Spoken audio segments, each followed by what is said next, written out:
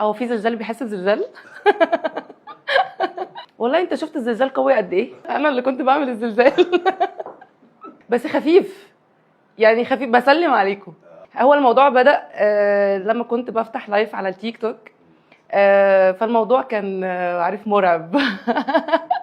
فلقيت الجمهور اطلق عليا زلزال 9 ريختر، وانا حبيته جدا. انا بشوف دلوقتي السوشيال ميديا مهمه جدا جدا جدا، وكل فنان كل ما كان اقرب للجمهور اللي بيتابعه كل ما كان افضل، بيعرف شخصيته. يعني احنا عشان مش بنتكلم واحنا على المسرح، فشخصيتنا دايما مش بتبقى واضحه. قربنا للجمهور عن طريق السوشيال ميديا بيكون افضل، بيعرفوا يعني بيعرفوا مين بديعه، شخصيتها عامله ازاي، كاريزمتها عامله ازاي كده. نقدر نقول زلزال الرقص الشرقي، ولقب جديد حلو عجبني. والله انا بشوف التمثيل دي حاجه حلوه جدا، وانا يعني مرحبه جدا بالموضوع، بس لو جالي دور كويس مناسب اقدر اقدم فيه حاجه هكون مبسوطه جدا، عشان انا بديعه. جايه من الابداع. وانا بحب ابدع على المسرح بصراحه. والله لا، في ناس بتجتهد وفي ناس شاطره، ما اقدرش امحي خالص تعبهم. في ناس شاطره وبتحاول، ودي حاجه حلوه جدا. بالعكس انا من الناس اللي حابه الرقص الشرقي يرجع تاني في ثوبه زي ما كان زمان. فوفا، انا بحب فوفا جدا والله، جدا جدا. 5 عليكم يا جماعه. بحب فيفي عبده جدا، وبحب ناس كتير تانية. لما جيت اعمل الجلابيه البلدي كان في الساحل السنه اللي فاتت، ودي كانت غريبه جدا لان بدله بلدي في الساحل وبحر، الموضوع كان غريب شويه. بس انا اصريت ان انا اعملها في الساحل، والحمد لله عملت نجاح حلو جدا. ولما لبستها حسيت يعني فوفا عملت الترند او البوم في الجلابيه، فانا حسيت بده. كبديع الانسانه، بلاش بديع الفنانه هنا. من وجهه نظري مش بحب موضوع الترند، لان اي حاجه ترند بتبقى مؤقته. واحنا في شغلنا دايما بنتعلم يعني ايه استمراريه. فانا الاستمراريه بالنسبه لي حاجه مهمه جدا. هو اكيد مطلوب، اكيد مطلوب، بس يعني الاستمراريه مطلوبه اكتر. ان انا اطلع ترند شهر او شهرين مش احسن حاجه، يعني لازم افضل مستمره طول الوقت. لا، انا الاجانب بحبهم وبشوفهم وبتفرج عليهم على فكره، وبشوف قد ايه هم بيتطوروا، وهم بحب جدا ان هم بيحبوا الرقص الشرقي وبييجوا يتعلموه عندنا هنا. بره بيقدروا يعني ايه رقص شرقي، بيمجدوه بمعنى اصح. بالنسبه لهم فن كبير، وهو فن عظيم وفن كبير جدا، وده تراث عندنا في بلدنا وفي كل بلاد الشرق الاوسط في العموم. فكون ان هم يجوا عندنا هنا عشان يتعلموا الرقص الشرقي ويتعلموا الاحساس من الراقصات المصريات، يعني ايه احساس ويعني ايه رقص شرقي، دي حاجه بجد فخر لينا. انت عارف ان انا بحب اتفرج على نفسي، بس بتفرج على نفسي كمشاهد مش كفنانه. بحب جدا ستايلي، شايفه ان انا ستايل مختلف، وده اللي انا بسمعه من الناس، مش وجهه نظري بس. شايفه ان هو ستايل الناس بتقولي انت بتفكرينا بالرقص بتاع زمان.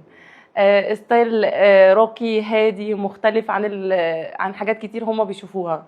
متعه. انا بحب جدا ارقص، انا بحب الرقص جدا، دي حاجه بتجري في دمي كده زي المزيكا. بحب المزيكا جدا وبحب ارقص على المزيكا جدا. الموضوع شغف. انا اول لما رجلي بتدب على المسرح بنفصل عن العالم، بطير. جينا للحته الخطر. هو لو حبيبي وبيحبني هيقدر يعني ايه ده شغلي، هيبقى فاهم يعني ايه شغلي، وهيبقى رفيقي في النجاح، هيبقى سبورت ليا، يعني هيبقى فاهم. وانا عندي القدره ان انا افصل ما بين شغلي وما بين اي حاجه. هو اي فنان بيبقى ليه ادوار كتير جدا في المجتمع، تمام. انا بالنسبه لي لما ببقى متواجده في الافراح او في المناسبات عامه، انا بشوف احترام وقبول من الناس. حتى في الشارع العادي لما بنزل في اي مول او في الشارع ببقى ماشيه بشوف احترام من الناس، وبلاقيهم بيجوا يتصوروا معايا واسلوبهم راقي جدا. وما قابلتش، يعني بالنسبه لي انا ما قابلتش حاجه اشوف كده، بس كفكر شرقي، احنا عندنا كمجتمعات شرقيه عندنا تناقض في حاجات كتير. يعني في حاجات كل واحد بيبقى ليه وجهه نظر، كل واحد بيشوف الحاجه بالعين بتاعته، بالزاويه بتاعته. انا فعلا عايزه راجل قادر. اي ست قادره محتاجه راجل قادر. انا بشوف نفسي ست قادره. مش معنى قادره عضلات او غشوميه او عنف او الراجل القادر هو قادر في كل حاجه، في العقل وفي التفكير، حنين، عطوف. طبعا قادر ماديا دي مفروغ منها يعني، اكيد يعني. لا اكيد يشكم ويظبط. وهو لو بيحترمني وبيقدرني، الست هتحترمه وتقدره وتشيله في عينيها. هتعدل الضلع ازاي؟ لو جيت تضغط عليه هيتكسر، انما لو خدته بالراحه وطبطبت عليه هتلاقيه ماشي معاك بالراحه. انا بشوف ستات كتير بتشتكي من الرجاله، والرجاله دلوقتي بدات يا عيني تتكلم ان الستات ما بقتش تحس بيهم. في ايه يا جماعه؟ الموضوع بسيط جدا. الراجل محتاج طبطبه، محتاج تفهم، محتاج الست تفهمه وتريحه، تقدير، محتاج تقدير ومحتاج احترام. الراجل لما بيلاقي الست اللي معاه بتقدره، لان هو بيطلع بره يشتغل، بيشوف حاجات كتير جدا وبيتعب كتير غير الضغوطات اللي عليه. الست بتبقى اوقات في البيت او لو هي شغاله، فبيبقى الموضوع كله ستريس ومضغوطين، فهو الموضوع محتاج تواصل. بحاول اوفق ما بين الراجل والست. انا شايفه ان ده مطحون وهي مطحونه برضو. يعني انا شايفه ان الاتنين يا عيني يقاس، وانا ست برضو يعني، انا كمان ست. وانا بص، بحكم شغلانتي انا بتواصل كتير مع رجاله كتير ومع ستات كتير، وبشوف هنا وبسمع هنا وبسمع هنا. فلما بتقعد مع دي بتلاقي هي صح، ولما بتقعد معاه هو بتلاقيه هو صح. عارف ليه؟